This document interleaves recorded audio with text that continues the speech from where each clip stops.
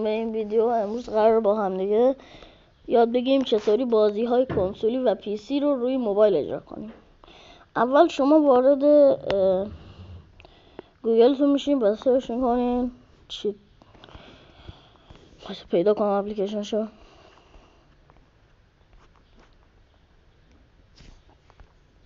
ایشون رو سرچ میکنین. اینه که الان براتون خط میکشم. اینه که اینو میبینید. این لطفاً پاک کنم. اینو سرچ کنید.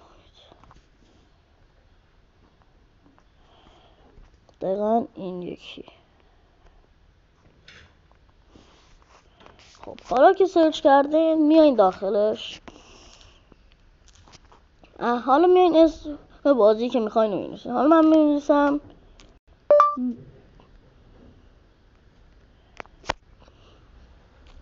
بی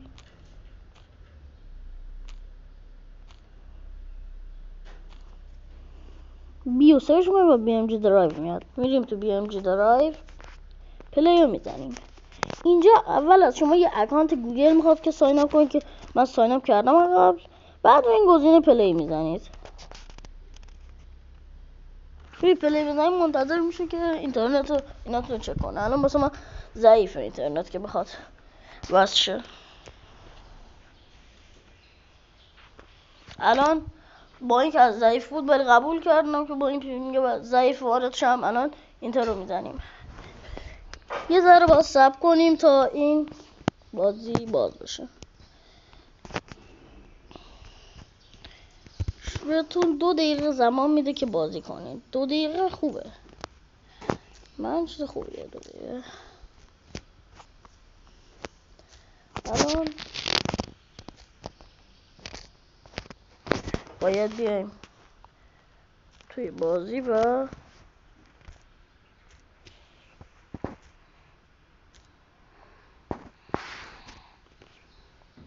خیلی پینگم کمه. پینگم به شدت کمه.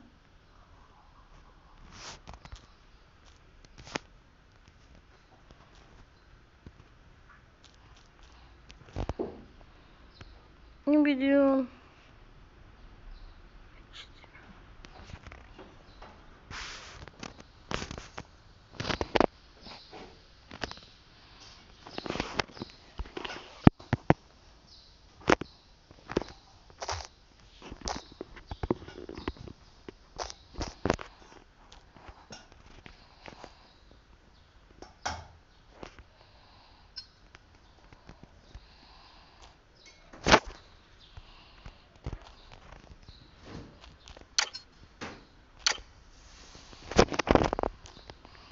حالا شما میرین داخل.